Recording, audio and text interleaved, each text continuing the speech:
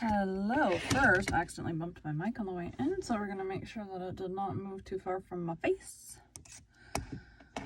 Just went and finished a chapter, went and grabbed a tea, which is probably too hot to drink anyways, but whatever.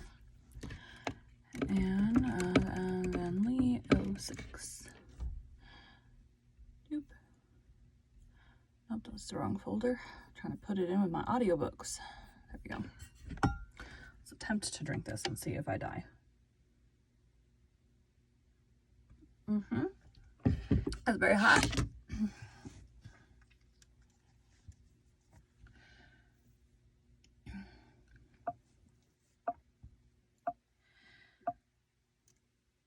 Six, all sorts of conditions of men and women. A September day on Prince Edward Island hills, a crisp wind blowing up over the sand dunes from the sea, a long red road winding through fields and woods, now looping itself about a corner of thick-set spruces, now threading a plantation of young maples with great feathery sheets of ferns beneath them, now dipping down into a hollow where a brook flashed out of the woods and entered them again, now basking in open sunshine between ribbons of goldenrod and smoke-blue asters, ere athrill with the pipings of myriads of crickets, those glad little pensioners of the summer hills, a plump brown pony ambling along the road, two girls behind him, full to the lips with the simple priceless joy of youth and life. Oh, this is a day left over from Eden, isn't it, Diana? And Anne sighed for sheer happiness. The air has magic in it. Look at the purple in the cup of the Harvest Valley, Diana. And oh, do smell the dying fir. It's coming up from that little sunny hollow where Mr. Eben Wright has been cutting fence poles. Blessed it is on such a day to be alive, but to smell dying fir is very heaven. That's 2/3 Wordsworth and 1/3 Anne Shirley. It doesn't seem possible that there should be a dying fir in heaven, does it? And yet it doesn't seem to me that heaven would be quite perfect if you couldn't get a whiff of dead fir as you went through its woods. Perhaps we'll have the odor there without the death. Yes, I think that will be the way. That delicious aroma must be the souls of the firs. And of course it will be just souls in heaven. In heaven. Trees haven't souls, said practical Diana. But the smell of dead fir is certainly lovely. I'm going to make a cushion and fill it with fir needles. You'd better make one too, Anne. I think I shall, and use it for my naps. I'd be certain to dream I was a dryad or a wood nymph then.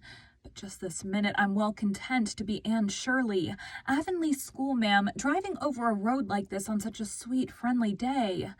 It's a lovely day, but we have anything but a lovely task before us, sighed Diana. Why on earth did you offer to canvass this road, Anne? Almost all the cranks in Avonlea live along it and will probably be treated as if we were begging for ourselves. It's the very worst road of all.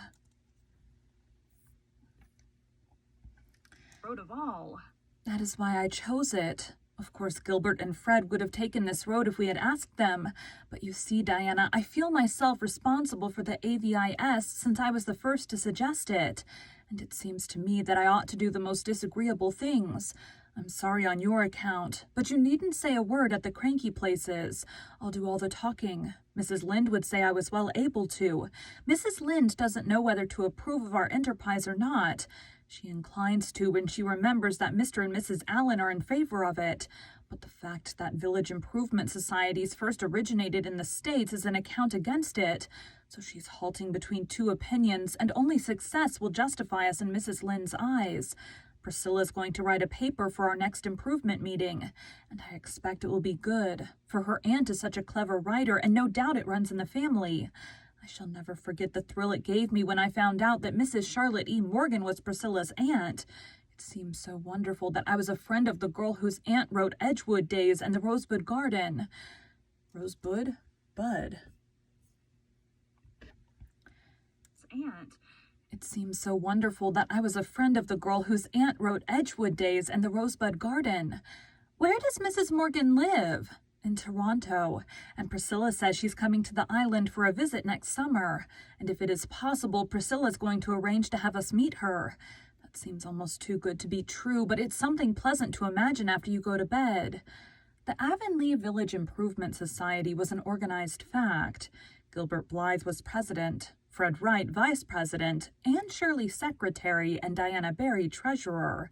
The improvers, as they were promptly christened, were to meet once a fortnight at the homes of the members. It was admitted that they could not expect to effect many improvements so late in the season, but they meant to plan the next summer's campaign, collect and discuss ideas, write and read papers, and, as Anne said, educate the public sentiment generally. There was some disapproval, of course, and, which the improvers felt much more keenly, a good deal of ridicule. Mr. Elisha Wright was reported to have said that a more appropriate name for the organization would be Courting Club. Mrs. Hiram Sloane declared she had heard the improvers meant to plow up all the roadsides and set them out with geraniums. Mr. Levi Bolter warned his neighbors that the improvers would insist that everybody pull down his house and rebuild it after plans approved by the society. Mr. James Spencer sent them word that he wished they would kindly shovel down the Churchill. Eben Wright told Anne that he wished the improvers could induce...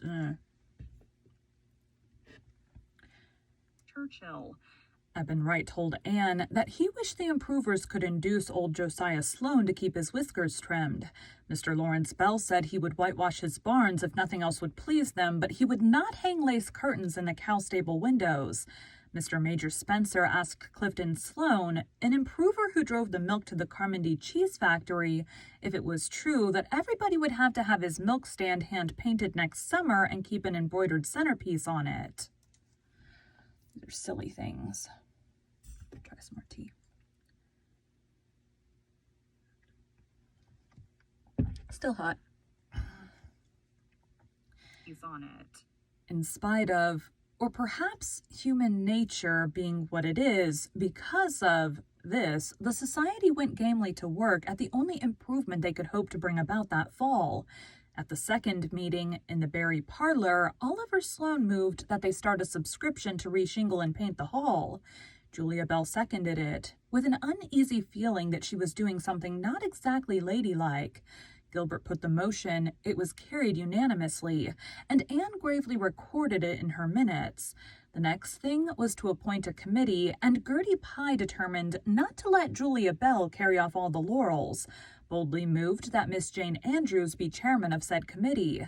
This motion being also duly seconded and carried, Jane returned the compliment by appointing Gertie on the committee, along with Gilbert, Anne, Diana, and Fred Wright. The committee chose their routes in private conclave. Anne and Diana were told off for Anne and Diana were told off for the New Bridge Road, Gilbert and Fred for the White Sands Road, and Jane and Gertie for the Carmody Road. Because, explained Gilbert to Anne as they walked home together through the haunted wood, the Pyes all live along that road, and they won't give a cent unless one of themselves canvasses them. The next Saturday, Anne and Diana started out. They drove to the end of the road and canvassed homeward, calling first on the Andrew girls. "If Catherine is alone, we may get something," said Diana. "But if Eliza is there, we won't." Eliza was there, very much so, and looked even grimmer than usual. Miss Eliza was one of those people who give you the impression that life is indeed a vale of tears, and that a smile, never to speak of a laugh, is a waste of nervous energy truly reprehensible.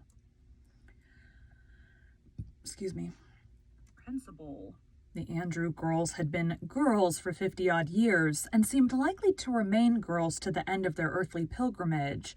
Catherine, it was said, had not entirely given up hope, but Eliza, who was born a pessimist, had never had any. They lived in a little brown house built in a sunny corner scooped out of Mark Andrews' beech woods.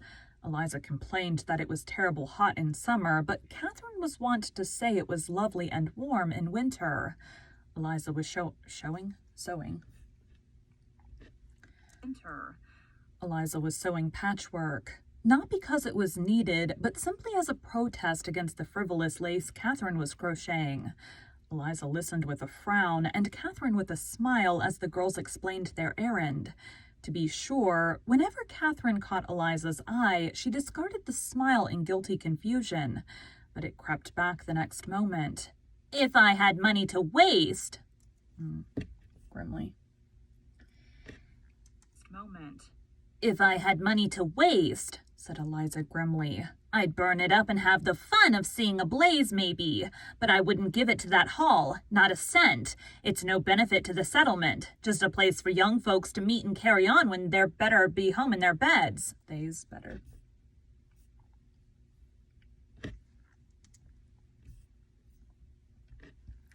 Moment.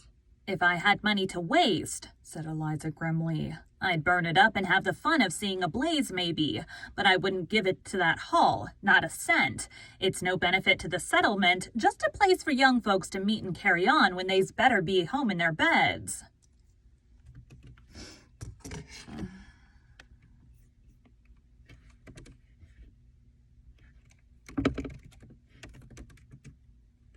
don't know what that just did.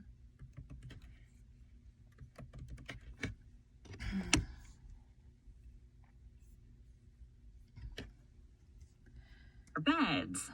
Oh, Eliza, young folks must have some amusement, protested Catherine.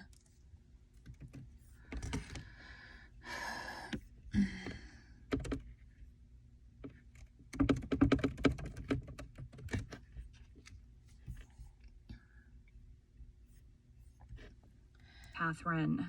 I don't see the necessity. We didn't gad about to halls and places when we were young, Catherine Andrews. This world is getting worse every day. I think it's getting better, said Catherine firmly. You think? Miss Eliza's voice expressed the utmost contempt. It doesn't signify what you think, Catherine Andrews. Facts is facts. Well, I always like to look on the bright side, Eliza. There isn't any bright side. Outside. Oh, indeed there is, cried Anne, who couldn't endure such heresy in silence. Why, there are ever so many bright sides, Miss Andrews. It's really a beautiful world. You won't have such a high opinion of it when you've lived in it as long as I have, retorted Miss Eliza sourly. And you won't be so enthusiastic about improving it either. How is your mother, Diana? Dear me, but she has failed of late. She looks terrible run down. And how long is it before Marilla expects to be stone blind, Anne? The doctor thinks her eyes will not get any worse if she's very careful, faltered Anne. Eliza shook her head. Doctors always talk like that just to keep people cheered up. I wouldn't have much hope if I was her. It's best to be prepared for the worst. But oughtn't we be prepared for the best, too? Pleaded Anne. It's just as likely to happen as the worst. Not in my experience, and I've 57 years to set against your 16, retorted Eliza. Going, are you? Well, I hope this new society of yours will be able to keep Avonlea from running any further downhill, but I haven't much hope of it. Anne and Diana got themselves thankfully out and drove away as fast as the fat pony could go. As they rounded the curve below the beech wood, a plump figure came speeding over Mr. Andrews' pasture, waving to them excitedly. It was Catherine Andrews, and she was so out of breath that she could hardly speak. But she thrust a couple of quarters into Anne's hand. "That's my contribution to the painting hall," she gasped. "I'd like to give you $1, but I don't dare take more from my egg money, for Eliza would find out if I did. I'm real interested in your society, and I believe you're going to do a lot of good. I'm an optimist. I have to be with Lot of good. I'm an optimist. I have to be living with Eliza. I must hurry back before she misses me. She thinks I'm feeding the hens. I hope you'll have good luck canvassing and don't be cast down over what Eliza said. The world is getting better. It certainly is." The next house was Daniel Blair's. "Now it all depends on whether his wife is home or not," said Diana as they jolted along a deep-rutted lane. "If she is, we won't get a cent. Everybody says Dan Blair doesn't dare have his hair cut without asking her permission. And it's certain she's very close, to state it moderately. She says she has to be just before she's generous. But Mrs. Lynde says she's so much before that generosity never catches up with her at all." Anne related their experience at the Blair place to Marilla that evening.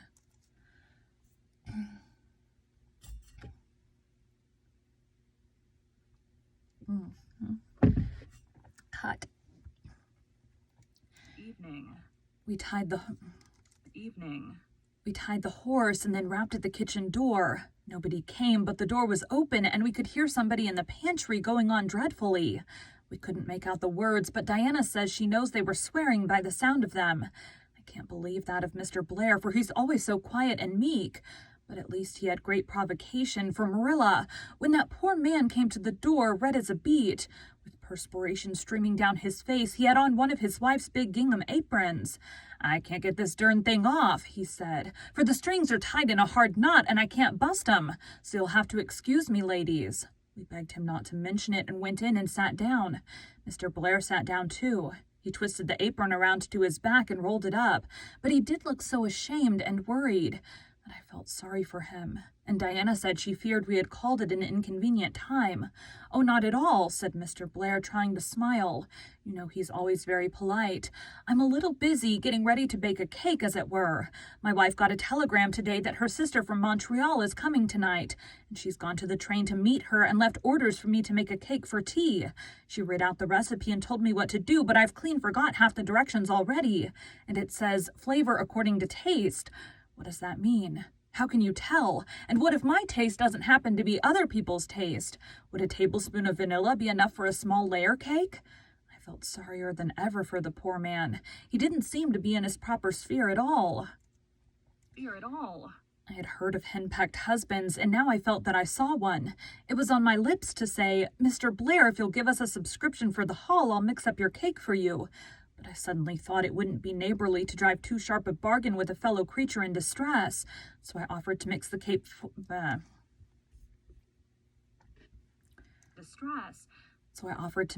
for him without any conditions at all. He just jumped at my offer. He said he'd been used to making his own bread before he was married, but he feared cake was beyond him, and yet he hated to disappoint his wife.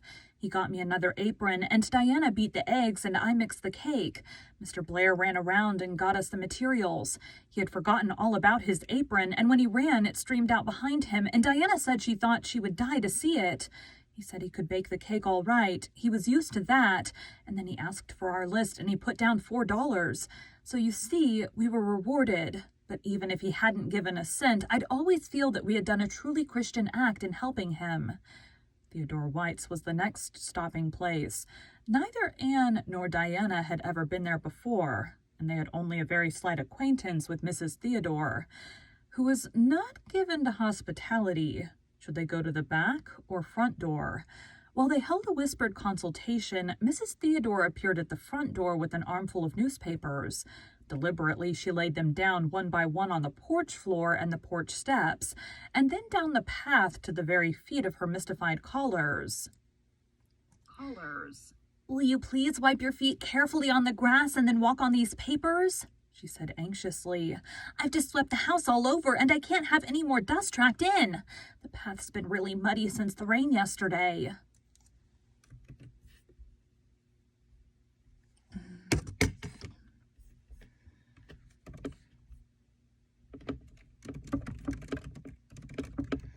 Occasionally voices do get reused, so some of these I may have used before, but it's not a main character's voice. Yesterday. Don't you dare laugh, warned Anne in a whisper as they marched along the newspapers. And I implore you, Diana, not to look at me, no matter what she says, or I shall not be able to keep a sober face. Your face. The papers extended across the hall and into a prim, fleckless parlor. Anne and Diana sat down gingerly on the nearest chairs and explained their errand. Mrs. White heard them politely, interrupting only twice, only to chase out an adventurous fly, and once to pick up a tiny wisp of grass that had fallen on the carpet from Anne's dress. Anne felt wretchedly guilty, but Mrs. White subscribed $2 and paid the money down, to prevent us from having to go back for it, Money down. To prevent us from having to go back for it, Diana said when they got away. Mrs. White had the newspapers gathered up before they had their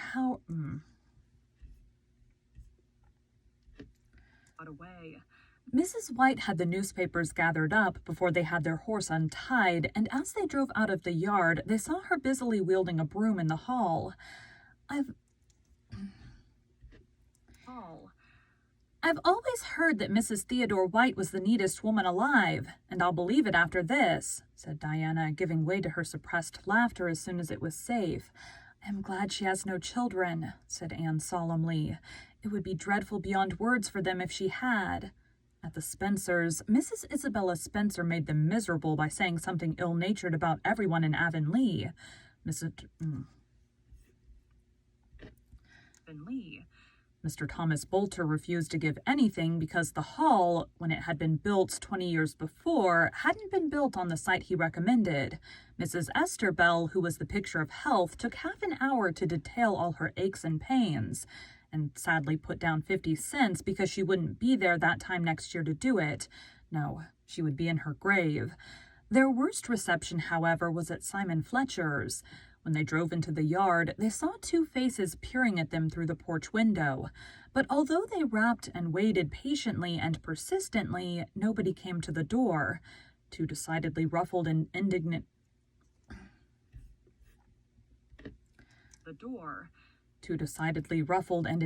girls drove away from Simon Fletcher's. Even Anne admitted that she was beginning to feel discouraged, but the tide turned after that. Several Sloane homesteads came next, where they got liberal subscriptions, and from that to the end they fared well, with only an occasional snub.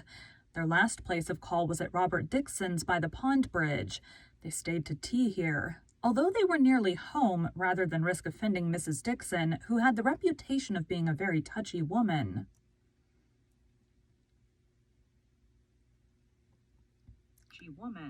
While they were there, old Mrs. James White called in.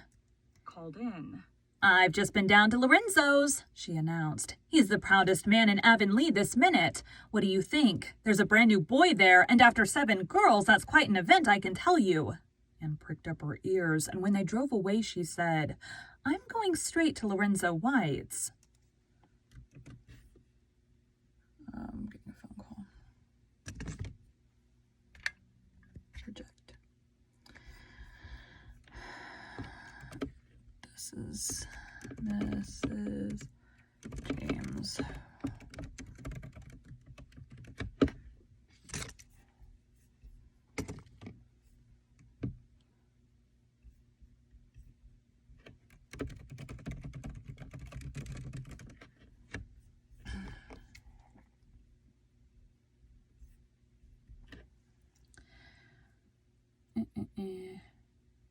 Whites. But he lives on the White Sands Road, and it's quite a distance out of our way, protested Diana. Gilbert and Fred will canvass him. They're not going around until next Saturday, and it will be too late by then, said Anne firmly. The novelty will be worn off. Lorenzo White is dreadfully mean, but he will subscribe to anything just now. We mustn't let such a golden opportunity slip, Diana.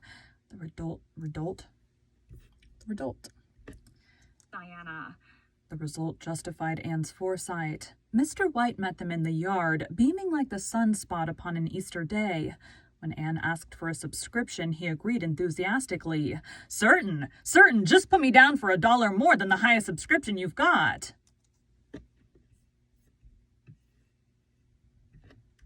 This is...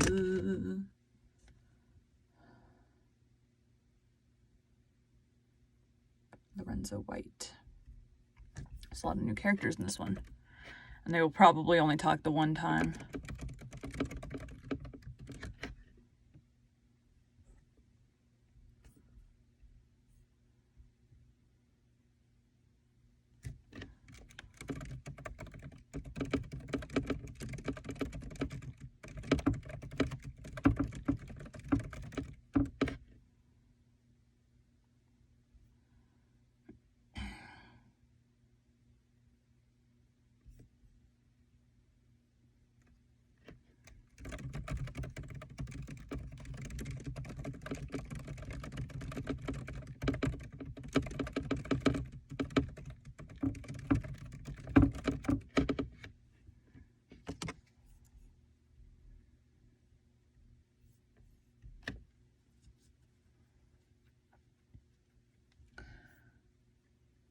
There's the end. All right. You've got. That will be $5. Mr. Daniel Blair. You've got. That will be $5. Mr. Daniel Blair put down 4, said Anne, half afraid, but Lorenzo did not flinch. 5 it is, and here's the money on the spot. Now I want you to come into the house. There's something in there worth seeing. Something very few people have seen as yet. Just come in and pass your opinion." "What will we say if the baby isn't pretty?" whispered Diana in trepidation as they followed the excited Lorenzo into the house. "Oh, there will certainly be something else nice to stay. Oh my God. House. Oh, there will certainly be something else nice to stay about. Oh my God. House. "Oh, there will certainly be something else nice to say about it," said Anne easily. "There always is about a baby." The baby was pretty, however, and Mr. White felt that he got his $5 worth of the girl's honest delight over the plump little newcomer. But that was the first, last, and only time that Lorenzo White ever subscribed to anything. Anne, tired as she was, made one more effort for the public wheel that night, slipping over the fields to interview Mr. Harrison, who was, as usual, smoking his pipe on the veranda with Ginger beside him. Strictly speaking, he was on the Carmody Road, but Jane and Gertie, who were not acquainted with him save by doubtful report, had nervously begged Anne to canvass him. Mr. Harrison, however, flatly refused to subscribe a cent, and all Anne's wiles were in vain. "But I thought you approved of our society, Mr. Harrison," she mourned. So I do, but my approval doesn't go as deep as my pocket, Anne. A few more experiences such as I have had today would make me as much of a pessimist as Miss Eliza Andrews," Anne told her reflection in the East Gable mirror at bedtime. All right, that chapter is longer than I thought it was going to be. Thanks, guys.